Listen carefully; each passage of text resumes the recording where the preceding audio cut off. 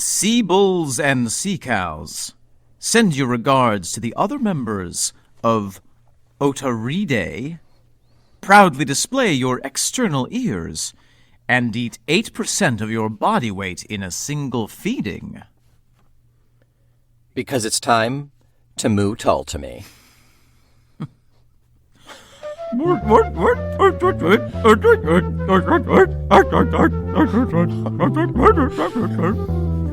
I'm pretty sure that's not what manatees sound like. They're not manatees. I'm going out on a limb. They're sea lions. Oh, you said sea cows. That's just the female. It's just the female. Welcome back to Talk Tull to Me. I'm Omen Sade. And I am Nick McGill. Together, we are Feckless Momes.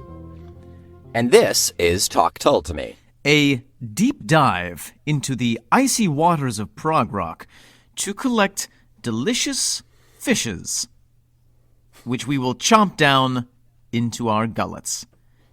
Every school an album, every fish a song. We will swim sleekly in these wonderful rock and roll waters while we try to avoid the huge tentacles of Ian Anderson. We will brave the choppy waters that is the discography of Jethro Tull for you.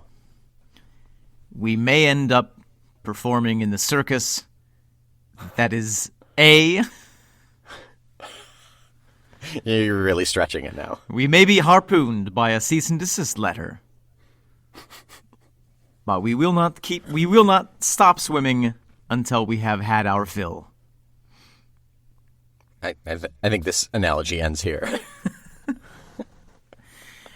This week, Omen, we have a little bit of a snippet from Ian Anderson himself pertaining to the song we are about to discuss. Is that correct? That is correct. And Nick, which song, pray tell, is that we are discussing?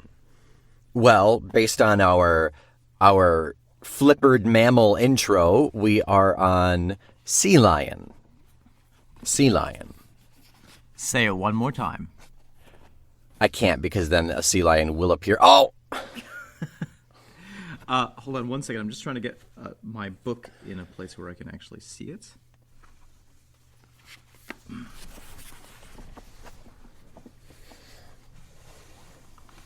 That's a bit difficult. All right, here's what Ian Anderson has to say about the song Sea Lion. Slightly ecological in content, probably influenced by being brought up in Blackpool, where the sea was dirty because of the dumping of the town's sewage a very short distance off the shore. As an adolescent, I used to go there when there was a storm and watch the waves and great clouds of spray. We used to dodge them. Little did we know then that what we were dodging was every kind of variation of E. coli bacteria known to man.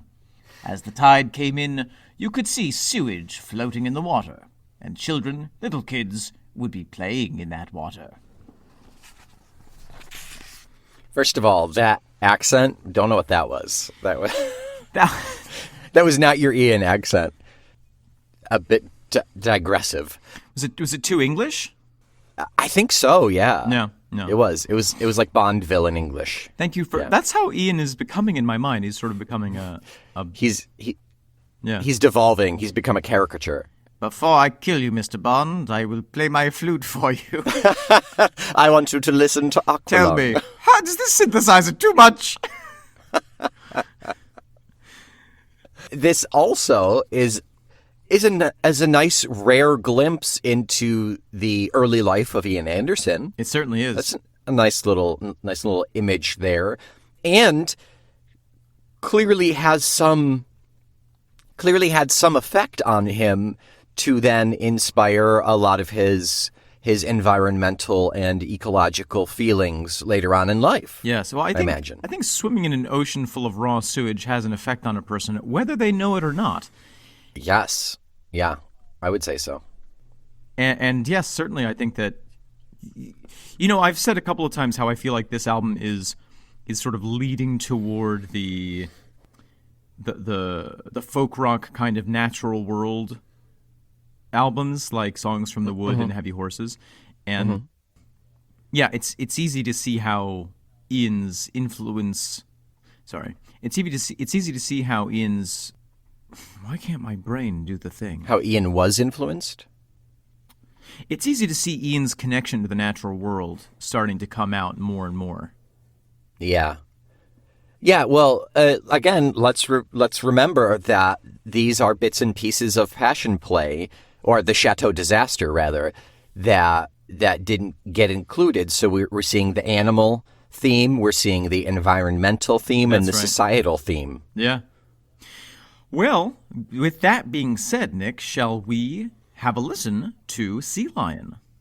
I think we should dive right in with our slippery skins and give it a listen. All right. Here it is.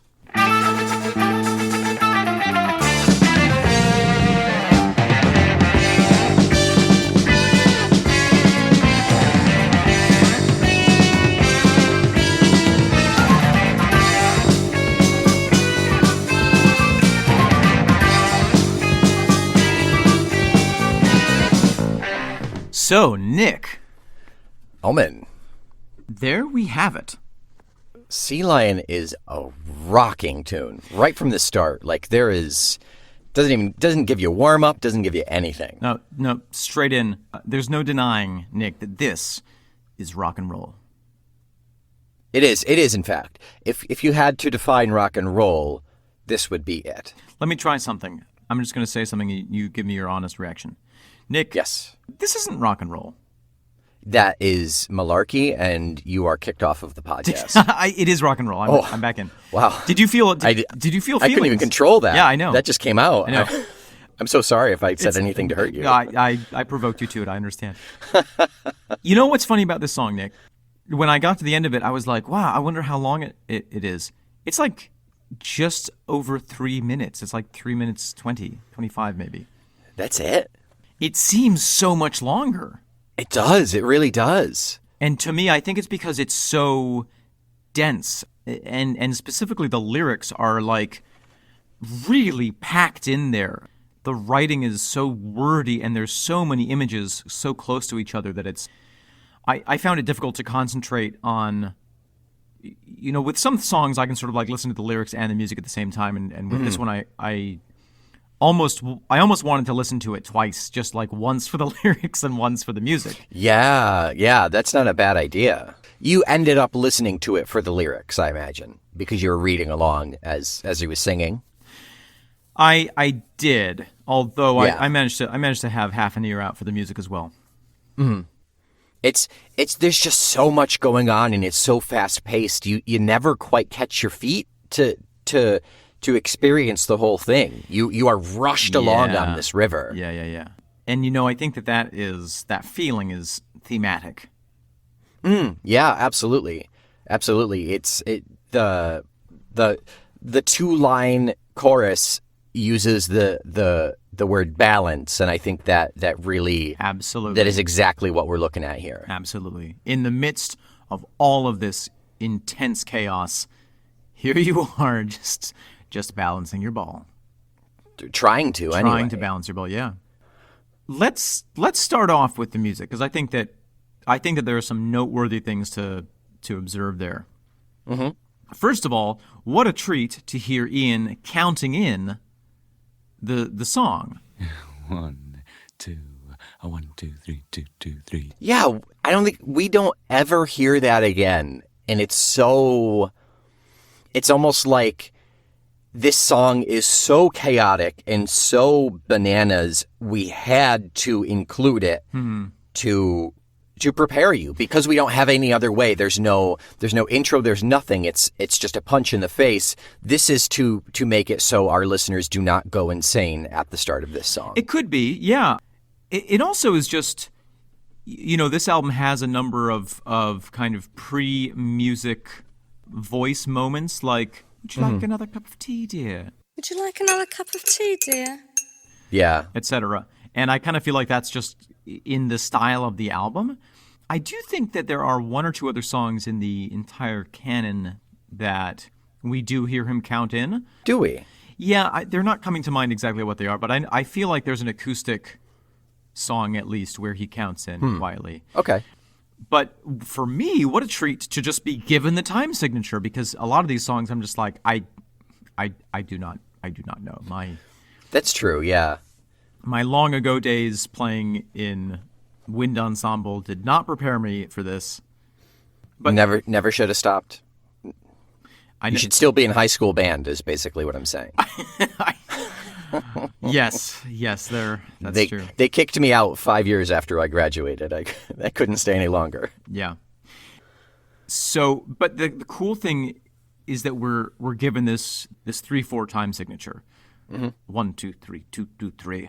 And then trying to keep that, I tried just for fun to count that as the song was going. And wow, there are so many moments when one instrument or another is playing against that time signature. Sure. It's just crazy. It's just craziness. It really speaks to the sheer skill and experience of these musicians.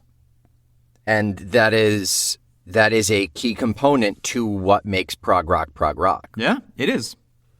It is. So this is a great chaotic cacophonous example of progressive rock. Nick, I had a realization about Jethro Tull. Let's step back from the song for 1 second. Just now? No, last night. Oh, okay. And that is that, some music is entertainment and is sort of like cheaply produced to just sort of like, yeah, we can jam out to this for the summer and then it's gone. Sure. But one hit wonders, something to make money, etc. The song of the summer, the flute of the fall, yep, the whisper of the winter. There are some music producers who really are constructing something for the ages, and for me, that's what this is. I realize the reason that I love Jethro Tull so much is because it truly is art. It's like the producer who Taylor Swift went to after she had a couple of country albums. She went to this like massively successful producer, and that's when she became just like garbage pop. And the same thing with Panic at the Disco. He put out some great like concept-y, dare I say, progressive albums, and then he went to this same producer, and then he became pop. I don't know whether to respond to what you just said or to just remain in shock that you know who Taylor Swift is. I know she did some country stuff before she turned into what she is. I'm going to ignore both of those things, but I think the thing that got it for me was hearing an interview with Jackie Chan, actually. And please, I am so thrilled and pumped to see where the heck this is going. So if you watch Jackie Chan's, and I apologize to everyone for this extreme detour, we will get back to Sealion. But if you watch the Jackie Chan movies that are produced in China, I think in Hong Kong, the editing really serves the style of his fighting. They give him enough time to really perfect all of these moves so that you can have the entire fight in one shot. You don't have to cut between the action. And part of that is because they're patient and they have a huge schedule, and they're like, we don't care how long it takes. We're creating a masterpiece. Yeah. If you look at his movies that are produced in America, they have much shorter shoot schedules. And they're just like, well, let's just get it done. And they cut between the shots and they don't get it perfect. And they're like, well, it's good enough for this. And then they put it out. And it's not as good a film. Yeah. And for Jackie Chan, he's like, no, film lasts forever. So it should be good. And that's how I feel. That's how I feel like Ian Anderson is approaching this stuff, is like, they're like, some musicians are like, yeah, we can just play it and it'll sound fine or whatever. And Ian Anderson is like, no, we're going to play it until we break our collarbone. Ian Anderson has broken every bone in the flute. The flute bone is the one that hurts the most. It hurts so bad, Nick. Anyway, shall we talk about Sealion? Yeah, I think that's not a bad idea, considering. Okay. So we have, out of the gate, amazing, very aggressive drumming. We have the flute and the guitar in parallel. Mm-hmm. Yeah, some amazing Martin here, as to be expected. Yes. And it's interesting to hear, we don't on every song hear the flute and the guitar in unison like that. And it's a great sound, especially for this song. Yep. Some really, really high-pitched, almost horror film strings in here. Oh, wow. Yeah, that's right. Yeah.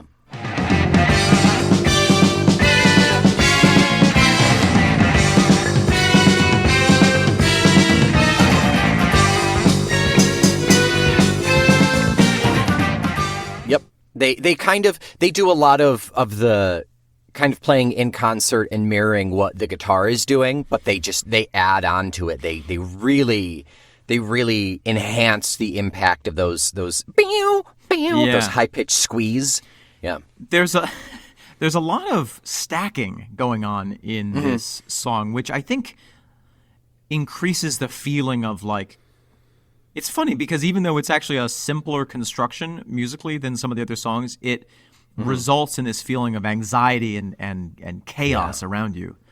There's so much texture to it. Yeah. And I don't know. I mean, take out the singing, and I could see this as like a song in a horror film almost. Well, and as we've talked about before, wasn't there initially the idea that this was going to be a film, a movie? Yes, this was, I think this came out of Chateau Disaster and was bypassed for Passion Play and got put in here, and this would have been a part of the movie itself, yeah. What a strange road to arrive at this album. Yeah, right. It's what a path to get there. And just imagine if one thing had worked out and they hadn't had to diverge from their planned path, we wouldn't have War Child. We might not even have Passion Play, for Christ's sake. Yeah. It's but I can see this because the film was about a girl who dies in a car accident and goes to hell and meets all these shrewd businessmen who are God and the devil and things like that. This could be a scary moment where the devil is like singing to her and trying to convince her to do something. Yeah, it could well be. Yeah. Or God, for that matter. Who knows? Yeah. I also want to spotlight here for a second Jeffrey Hammond.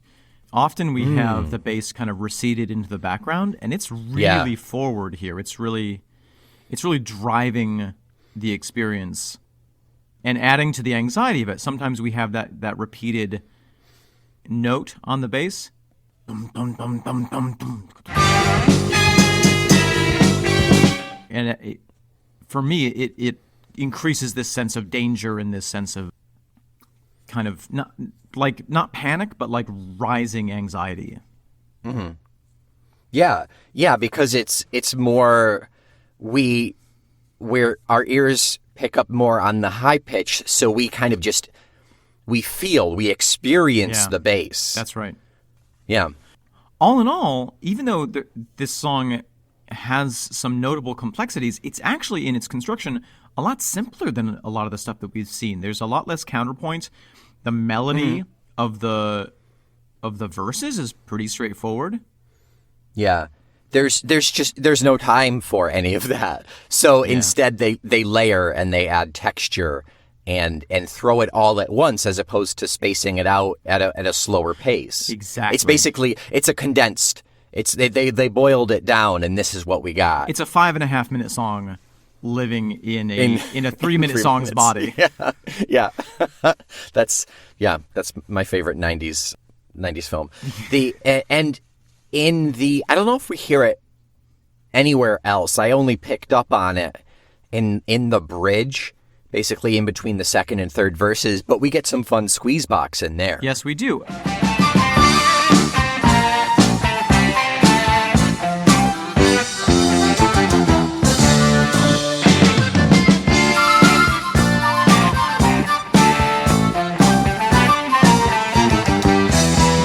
Yeah. Again, it's just tossed in there. It's not like it's a solo or anything, so it can very easily get lost. but it just adds a little more complexity to that. And, visually, if you will, I think it adds to the carnivalesque theme. Oh, yeah. Especially on the little chorus. Mm-hmm. It helps to create that kind of circus or carnival atmosphere. Mm-hmm. Yeah. And then it fades out quick, and we're given the final little jingling of the teacup, and the wife saying, "Would you like another cup of tea, dear?" And remember, this is the last one on this side of the album. Oh, so brilliant. That's when I would listen to this on cassette, I knew it was the end, because the song would fade out, we would hear her say that, and then I'd have to go change it. Do you think that voice was actually Ian Anderson's wife? I think it was actually Ian Anderson. I don't know. That's a good question. That is, it's probably not attributed. I hope it is, but it might not be. Yeah.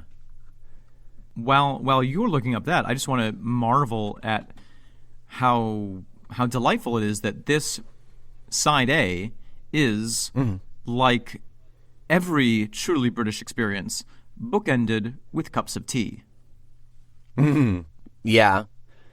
Yeah, regardless of everything that's going on from those first blitzkrieg sounds to the ending of the manic sound that is Sealion, they're still keeping calm and drinking tea.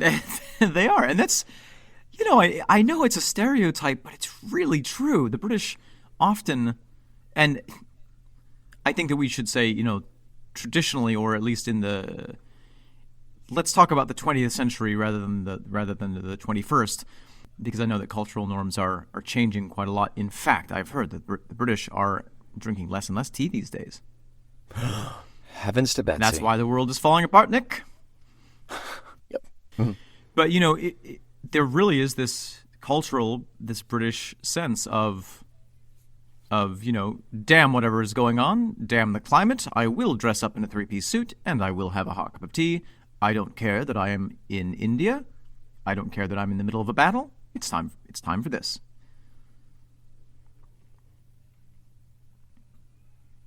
Are you still Yes. Yeah. I thought there was more. I thought there would be more to that. Nope. No, yeah, absolutely. They wouldn't have survived if that way of life hadn't survived. I think so. I think it's fundamental to the success of Britain as this very unlikely, strange little country. Yeah. Have you found anything on The Voice? Not a lick. I found a really good solid write-up on the actual outline of the movie from the Jethro Tull website from March 18th, 2006. I think that will be a delightful thing to explore on a future episode. Yes, it's quite the read, so I don't want to jump into it just yet. So speaking of jumping in, Nick, shall we jump into these lyrics? Yeah, I think so. There's a lot to cover here. There's a lot to consider in so little time. So yeah, let's get into it. So, Nick, generally, what is this song about? I mean, I think it's really just a lot of imagery to tell us that the world is pure chaos, and it is a delicate balance to stay the way we are, and we are riding this burning ship down to hell together. We're in it together, I guess. That's what I got. Yeah, I mean, the central image is clear. The sea lion balancing a ball on its nose in a carnival. Yeah. I mean, if we just sort of take that, it's like, wow, what a metaphor. Tell me about the mother of this metaphor. And how do you feel about the sea lion? So the first two verses are You balance your world on the tip of your nose, so it's second person singular. And you balance your world on the tip of your nose like a sea lion with a ball at the carnival. And then the last one, look how we balance the world on the tips of our noses, like sea lions with a ball. Look how we balance the world on the tips of our noses like sea lions with a ball at the carnival. So the narrator is then pulling the person in and involving themselves, saying, it's not just you, we're all like this. It's the Cheshire Cat, in a way. We're all mad here. I'm mad, you're mad. Yeah. You know, the lyrics of this song, Nick, literally give me chills. Literally. Literally, I am experiencing the chills right now, reading the lyrics. That may be a fever. You might need medical attention. I'm very ill. So now what does this, let's, take the central metaphor and maybe look at some of the possible different meanings. Mm-hmm. One thing that, yes, we could all say that us as human beings just trying to live our little lives, our simple little lives, and doing our daily tasks is reminiscent of the sea lion just trying to balance a ball on its nose while there's things on fire and the trainer is shooting his gun and there's just madness all around. But then I think a bit more specifically in the second stanza and third stanza, I think that we get some clues as to a slightly more specific meaning. Okay.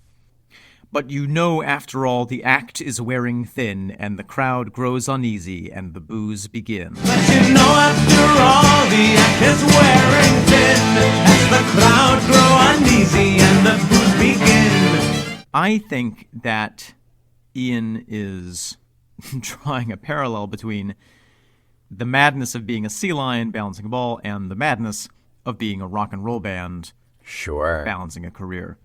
Mm-hmm. Because that is one of those kind of tertiary themes in some of these songs is about the critics. Well, and the experience of being a rock star has always been a theme of rock and roll. Sure, right. I'm a cowboy on a seal horse I ride. On a sea lion I ride. I've seen 1,000 faces, and I've rocked them all. That's Bon Jovi. I knew you were going to do that. I knew it. But, then in the third verse, it gets even a bit more specific. Just a trace of pride upon our fixed grins, for there is no business like the show we're in. There is no reason, no rhyme, no right, to leave the circus till we've said goodnight. The same performance in the same old way, it's the same old story to this passion play. Just a trace of pride upon our fixed grins, for there is no business like the show we're in. There is no reason, no right, to leave the circus till we've said goodnight. The same performance in the same old way, it's the same old story to this passion play. So it's you. Mm-hmm. It's my favorite thing. Yep. Reincorporation. Yeah. Plugging, cross-marketing. Yep. Yeah. He's working the brand. He truly is working the brand. Yeah, this is not the first, and it will certainly not be the last that we hear of references to previous songs. Right. And it's just a little it's a little nod saying, like, just because we're on a new album, I'm not done with this idea here. Right. I'm not. It is more than just something that can be summed up on a 45-minute piece of vinyl. Like, this is an overall, a more encompassing thing. So I got to keep talking about it. Yeah. And, this does correspond to a period in Tull's history when their popularity was starting to wane a little bit. Even, even though at this time, sort of between Passion Play and War Child, they were playing, especially in the States, their popularity was really cresting, I think. Apparently, there were signs in Vegas when they played there saying, Jethro Tull, the world's greatest rock band. Really? Yeah. Wow. I want that on a T-shirt. I want that image on a T-shirt. That would be really cool. Yeah. I want the property in Vegas where the sign was. That is true dedication. And then you would just put that sign back up and leave it? Yep. Yeah. That's it. All right. So we'll start a GoFundMe. Okay. If you guys want to donate to that cause. But I think that, I wonder if there was the sense that perhaps their popularity was had reached its peak and was starting to slide. So they're acknowledging the, I don't know, like futility of it. So they're acknowledging that it will never be a permanent and fixed state. Like there will be fluctuations, and absolutely, that's just the way it is. Right, and sometimes the audience doesn't like your act. They don't like that you're just balancing a ball. Right. They're demanding. When really, in actuality, sometimes that's all you can do. You're like kind of like passion play, like they had to push out passion play in 2 weeks. Yeah. So that's they were lucky enough to be able to balance that ball. Oh, absolutely. But that doesn't mean that they weren't sweating bullets on the inside. Oh yeah, absolutely. But yeah, like you're a Sealion, so all you can do is balance your ball. It's the one trick pony. You're a rock and roll band, and all you can do is play your flute to rock and roll songs that you wrote. Whether that's what the world wants or not.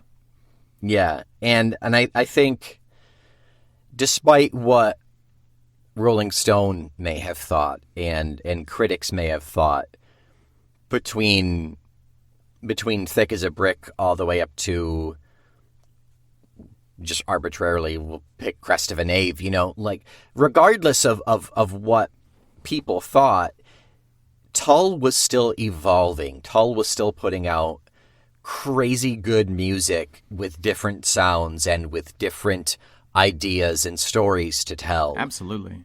And they really lasted for a reason. Yeah. And that is my thesis. Which I think gets back to our Jackie Chan conversation, which is that rather than riding the waves of popularity, they made a decision, and I really truly think this comes from Anderson, to create something great with the knowledge that not everyone would like it. Tune in next week to Jabber Jackie Chan to me, and we will discuss his run in America. Yeah. Can you explain why I love Jackie Chan so much? Yes, I can. Why you love I am a fan of Jackie Chan too. I like everyone him a lot. Is. Can you explain what a golden handshake is? It is, as long as I've been listening to this song, it is something that I've never understood. I don't know if it's a phrase that is in usage beyond this singular moment in the history of English, but I think that the meaning of it is pretty clear. So you're talking about the first stanza. There's a golden handshake hanging around your neck. Oh, I just looked it up. I got it. But go on. Why don't I tell you what I think, and then you can tell me if I'm wrong or not?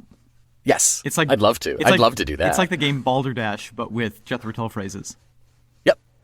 So, yeah, I mean, we could write a whole book about his phrases. I think that'd be a good publication that would sell 3 copies. Well, my mom would buy 2, so yes, I think so. Oh, nice. So 2 copies. So I think a golden handshake is, the deal that makes you, your big break when somebody says, look, here's your contract, you're going to make a ton of money. You've made it. You've now become elevated to this higher level. But contrasted with hanging around your neck, I think is the other side of that, which is that it's a contract and you have to fulfill it no matter how miserable it makes you. Yeah. What have you got from the quote-unquote internet? It is off of Investopedia. So it's a... There's a pedia for everything, Owen. That's the worst portmanteau I've ever heard. A golden handshake is a stipulation in an employment agreement which states that the employer will provide a significant severance package if the employee loses their job. It's usually provided to top executives in the event that they lose employment because of retirement, layoffs, or for negligence. That's how capitalistic, disgusting America is that. I'm going to get in my contract, if I mess up royally, you still have to pay me a massive amount of money when you have to fire me. Talk about failing upward. Now, I've always heard that called so gross. A golden parachute. Oh, I guess that is a possibility too. Let's see what Investopedia has to say about golden parachute. If I never hear the term Investopedia as long as I live, it'll be too soon. Oh, gives me the heebie-jeebies. I can confirm it looks like it's the exact same thing. But I'm also seeing a suggestion, golden parachute versus golden handshake. And this is just on on the Wikipedia for golden handshake. It says, according to Investopedia, a golden handshake. Look at what that website has to say about golden shower. Oh, let's not invest in that. Can I say that on this podcast? You can. You can, and you have. Okay.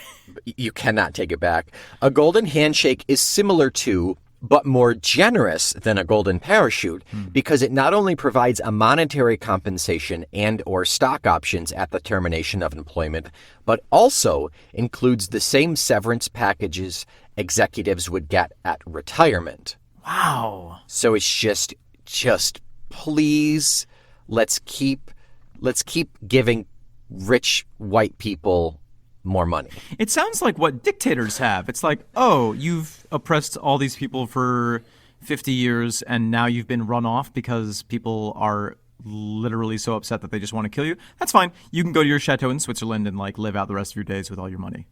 Yeah, please. But please do that. You know, Nick, I actually think that with all due respect to Investopedia, I think that my definition actually works better in this context. In the context of this song. Yes.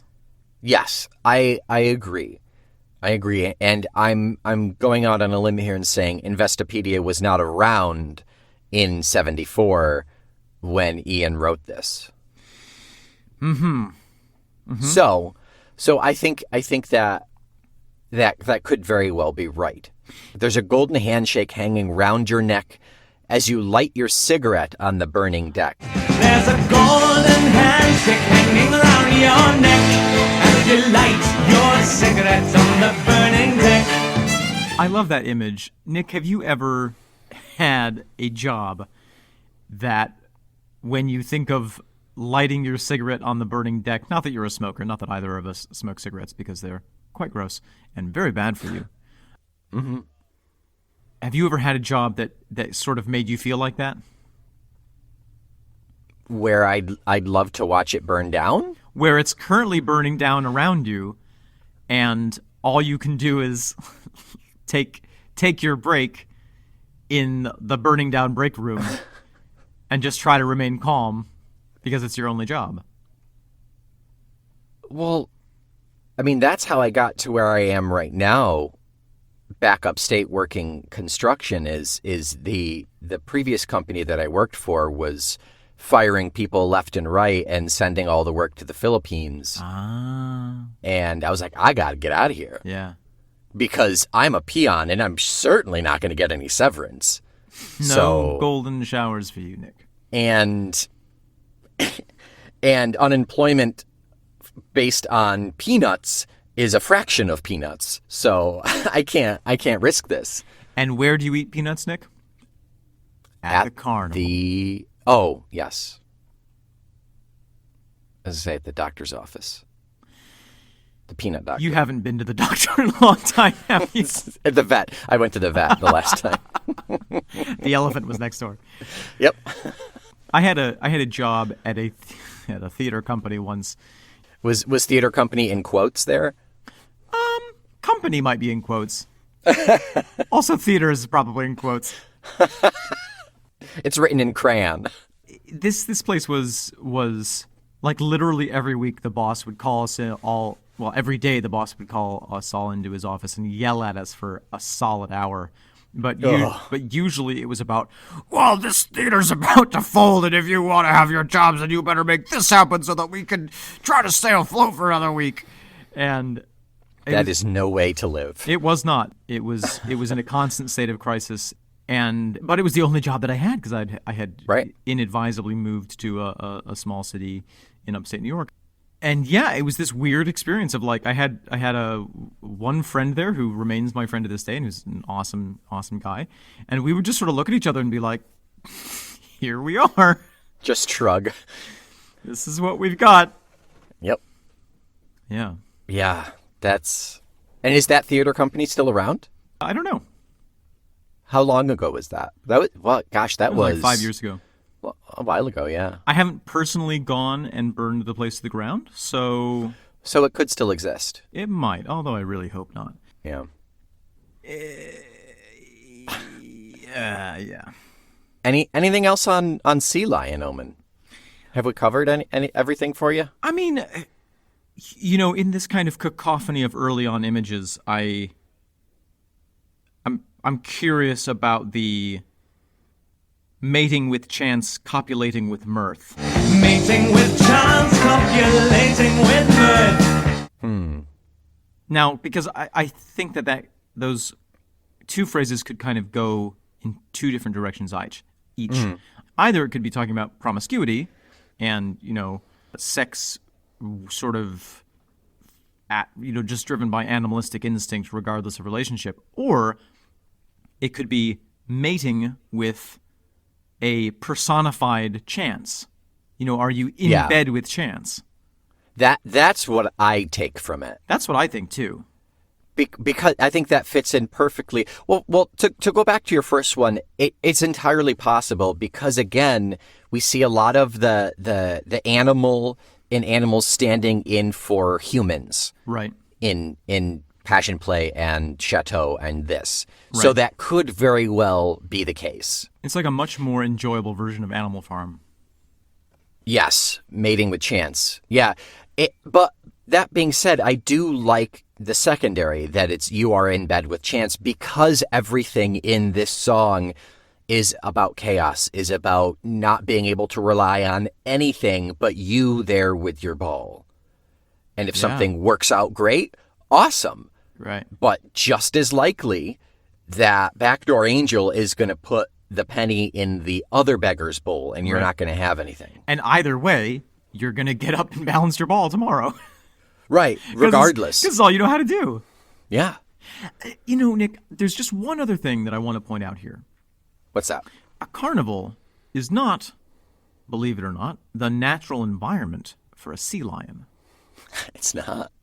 So, I think that that is the sort of, therein lies the capitalist environmental critique of this song, which is that as human beings, we are really not meant to be going and working 40 to 60-hour work weeks just to pay off the debt that we accrued by doing the things that made us able to get those jobs in the first place.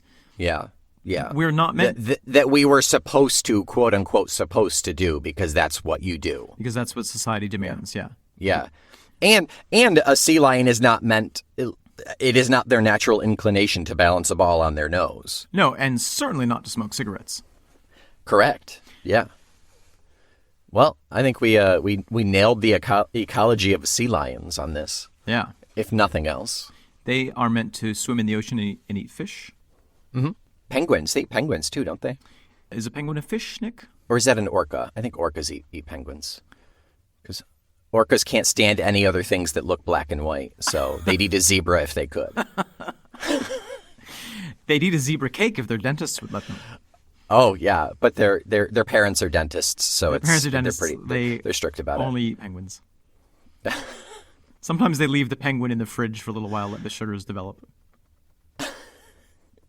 But then it has to be room temp to consume. Yeah.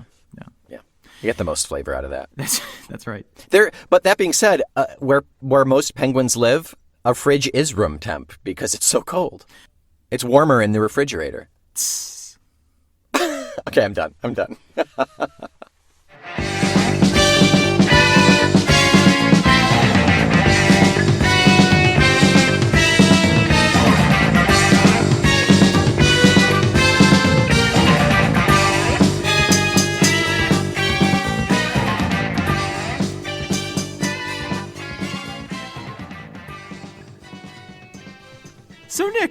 what do we have the pleasure of listening to when we flip over the virtual vinyl of War Child and listen to side B? We flip that vinyl and we are on to a pretty heavy commentary song coming up. B1, track 1 on side B is Skating Away on the Thin Ice of the New Day. Oh my goodness, I love that song, Nick. So good. So good. So beautiful. Yeah. Well, until next week, you can give us the golden handshake of a positive review or a 5-star rating, which will then obligate us to keep balancing the ball of this podcast on our wet little noses for the next 5 years. That's not far off from the truth. But yeah. Yeah, we will do the one thing that we have been trained to do, and that's talk Tull to you. It's unnatural. It's not what we would be doing in the wild. It's an affront to nature. But here we are. My sound booth is burning down around me. In defiance to millions of years of evolution, we will continue to talk Tull to you. It's just pure dedication right there. Yeah. Well, until then, I am the being known in this life as Omen Said. And I'm just Nick McGill. We are Feckless Momes. And this is Talk Tull to Me.